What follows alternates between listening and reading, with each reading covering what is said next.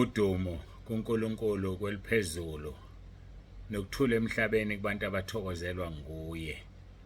Babunze bantu yakubingelela ndlela iFayizulu. Ngithi uJesu Kristu inkosi. Siyambonga ke, siyamdumisa. UNguNkulunkulu ophethe konke. Ngaphandle kwakhe akuvelanga lutho. Yena udale konke. Siyambonga ke kakhulu ukuthi siyaphila namhlanje, siyakwazi ukuhlangana sixoxe ngezwi lakhe sisekhaya lezwi.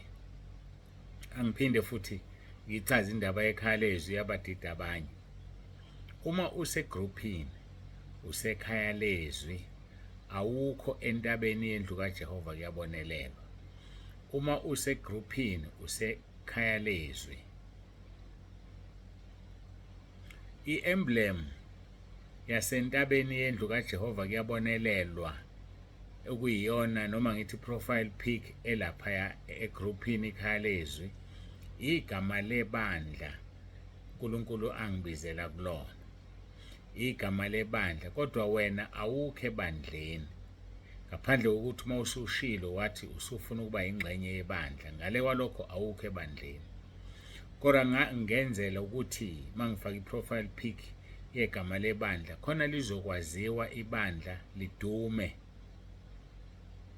ngoba liselisha. Unyaka ka-15 lo esikuwona liqaliwe lisha leli bandla linonyaka ka-15. Ikhaya lezwi lona liqeda unyaka ka-5 kule nyanga mhla ka-26 March. Lokho ke ngangenzela ukuthi ibandla laziwe lidume, yikho ngifake i-emblem yalo. Abanye badideka athi umuntu mina ngisentabeni ngicela ningifakeni ekhaya lezwi. Cha, usekhaya lezwi uma ula.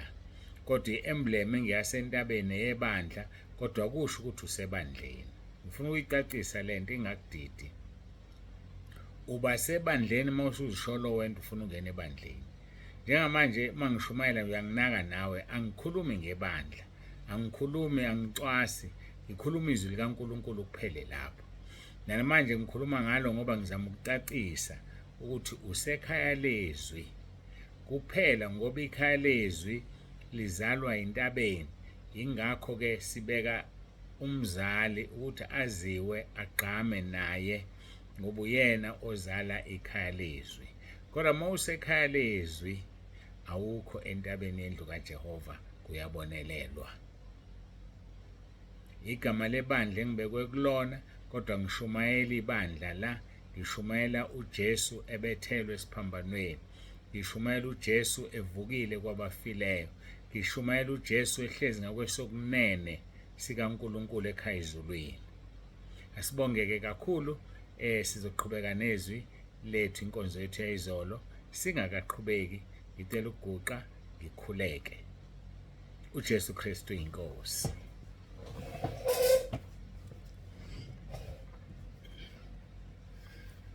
Baba wethu ongcwele, uNkulunkulu onomusa, siphambi kobuso bakho siyazithoba nangaso lesi sikhathi. Sibonge uthando osithande ngalo, sibonge Nkosi ngakho konke okuhle osenzele khona. Ngiyacela kube kanye nathi nakule nkonzo, ukhuluma ucacise intshumayelo yakho yasentabeni. Siyabonga kakhulu. uJesu Kristu uyinkosi. Amen.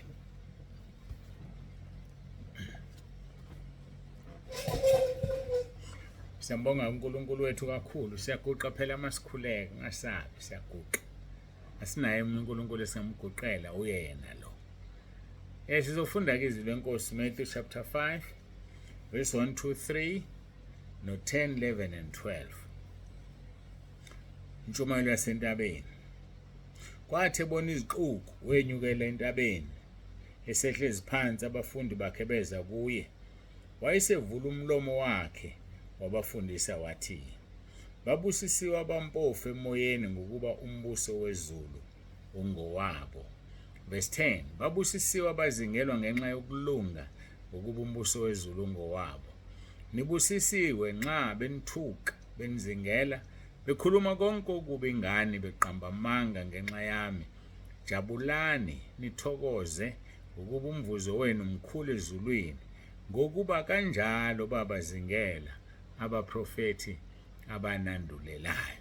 Siyambonga uNkulunkulu wethu kakhulu.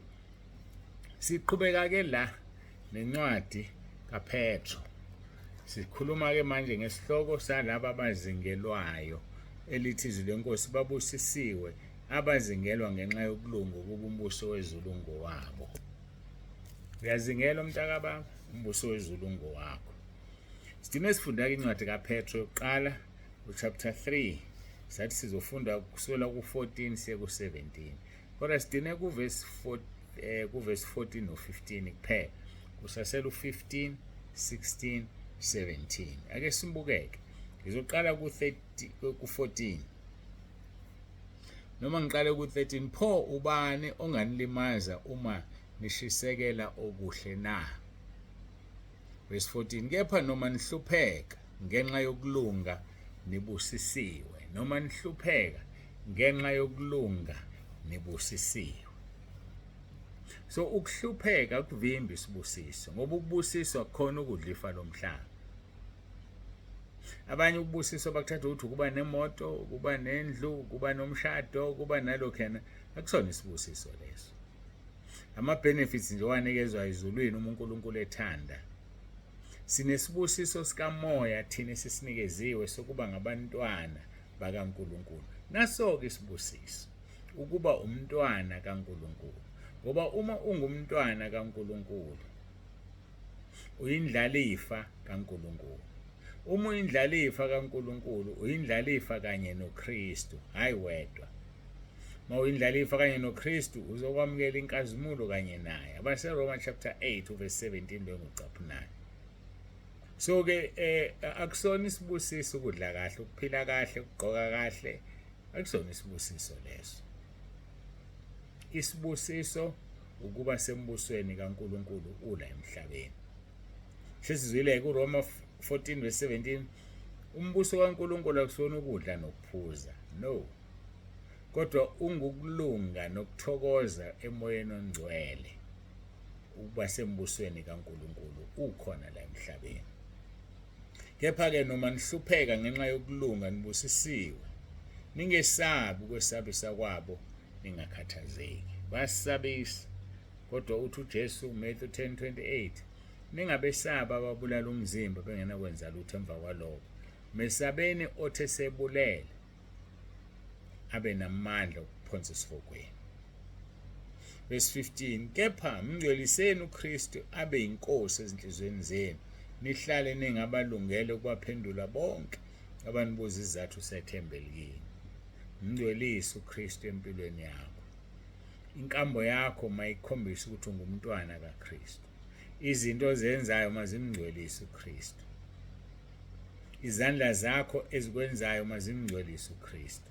Ukunyathela kwakho nendawo ozihambayo ebusuku emini mazingcwelise uKristu.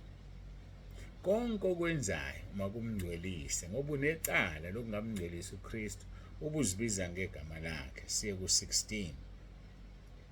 Kodwa 16 ufuna ukuqhunywa no-15, angibuyele ku-15.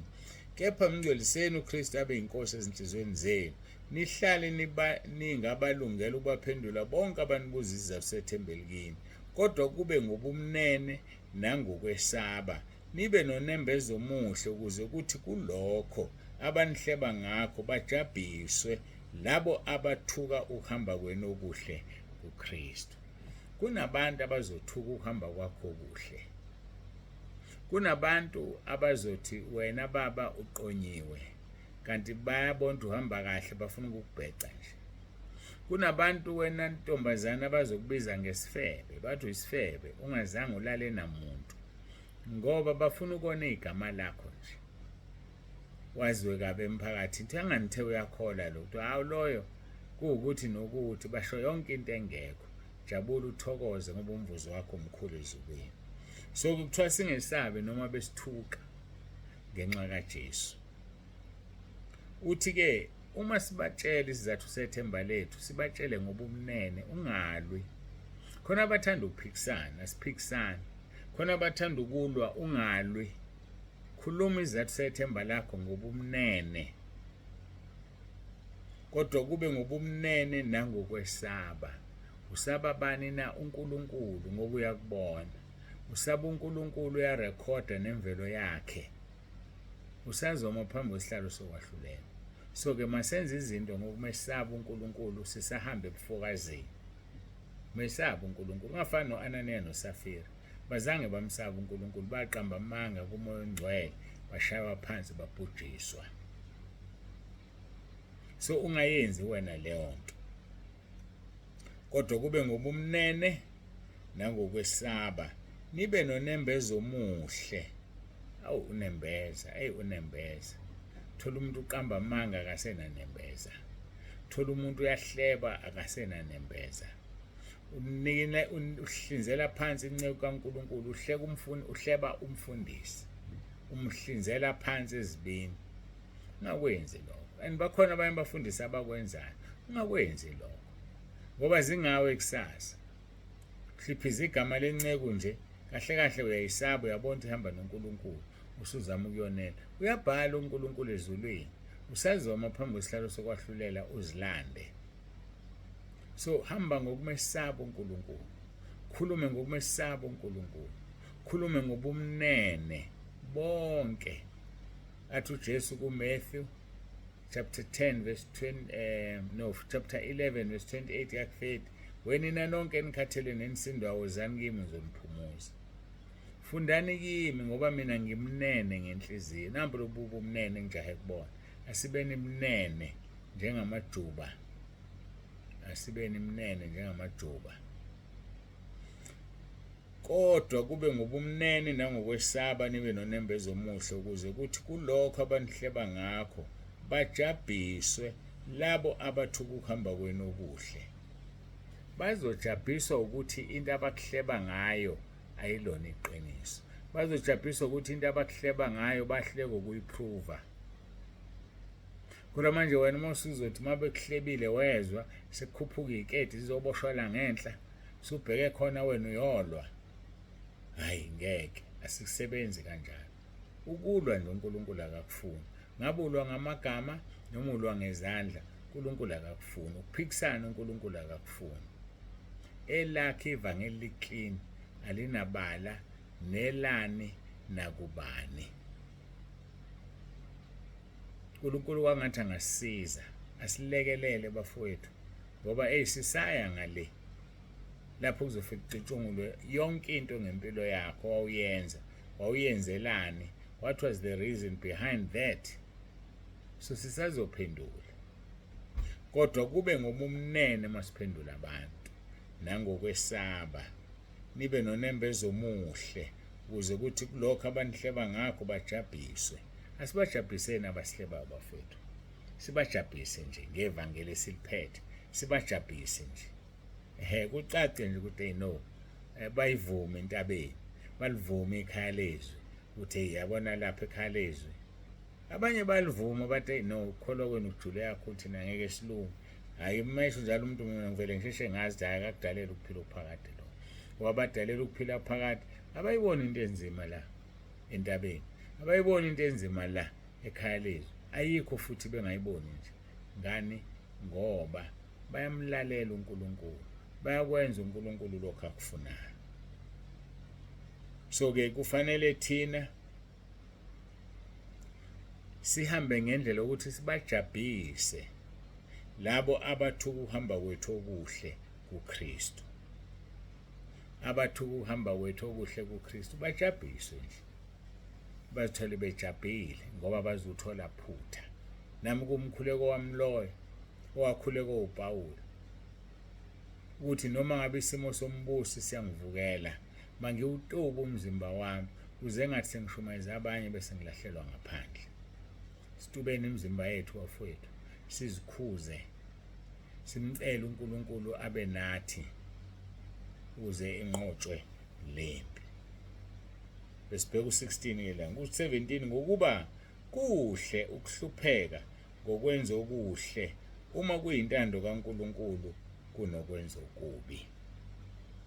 Nankho sifesishayeke khona thina sibaningi, sishaya ukungayazi intando kaNkulunkulu. Kanti kubiza nje ukuthi ukhethe insuku ezimbalwa, thandaze, ngene emkhosini, ucele intando kaNkulunkulu ngawe, uzokunika. Yena apha engajakadi uzokunika lokho okufunayo. ngoba akanankinga yena. Kuphela nje anenkinga nakho ukuthi angaku-overload, kodwa nje uNkulunkulu wethu uyasithanda. Ngoba kuhle ukuhlupheka ngokwenza okuhle uma kuyintando kaNkulunkulu. Wakhona ukuthi wenze into enhle kanti ayiyona intando kaNkulunkulu. Bese uyahlupheka uhluphela leyo nto kanti kakade bengesiyona intando kaNkulunkulu. Masihlupheke ngalokhu okuyintando kaNkulunkulu. Ngokuba kuhle ukuhlupheka ngokwenza okuhle uma kuyintando kaNkulunkulu kunokwenza okubi okungeyona intando kaNkulunkulu. Siyambonga uNkulunkulu wethu kakhulu, siyamdumisa. Uverse 18, ngokuba naye uKristu wahlupheka kwaba kanye ngezono. Naye uKristu wahlupheka. Yini singafuni thina ukuhlupheka? Ngempela indaba asifuni ukuhlupheka, anoKristu wahlupheka kwaba kanye ngenxa yezono. uNkulunkulu akakusizi, umfunisise senokuthola, umbize seseduze. uNkulunkulu akasize sihlale kuye singasuki, noma umoya wombuso uzivukela singayishiyi indawo yethu. Ngiyambonga uNkulunkulu wami kakhulu, uNkulunkulu wethu Jesu Kristu waseNazaretha, ngethuba kasiphe lona. Sengibuka ukuthi ke ake sikhuleke simbonge uNkulunkulu uJesu Kristu uyinkosi. Umsindo yasestudio 1 le ungayinaki. Baba, egameni likaJesu uNkulunkulu onomusa, siyathoba siyabonga ngenkonzo, siyabonga sesikuzwile. Sisizeke Nkosi sihlale kuwena. Sisize Nkosi singahlupheki ngoba sibabi, ngoba kusifanele, kodwa sihlupheke ngenxa yegama lakho. Sisize Nkosi kuba silimele igama lakho, lingahlazeki igama lakho emphakathini, singakubetheli okwesibili. Ngiyacela Nkosi, ngiyathandaza. Khulekela bonke abayilalele lenkonzo manje, makukhona ogulayo makasinde ngoJesu Kristu inkosi yethu. Makukhona ogulayo ngithi phezulu kwempilo yakhe uJesu Kristu inkosi, uJesu Kristu inkosi, uJesu Kristu inkosi. Siyakubonga ke uNkulunkulu wethu ukuthi usubaphilisile. Qhubeka ke ube kanye nathi, udumo lonke silibuyisela kuwena ngoba lungolwakho vele. uJesu Kristu inkosi. Amen.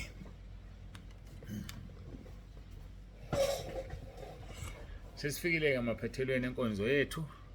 Siyambonga uNkulunkulu kakhulu kuze kube usuku lwangomso, uNkulunkulu ethandile wasigcina asitholane khona. uJesu Kristu uyinkosi.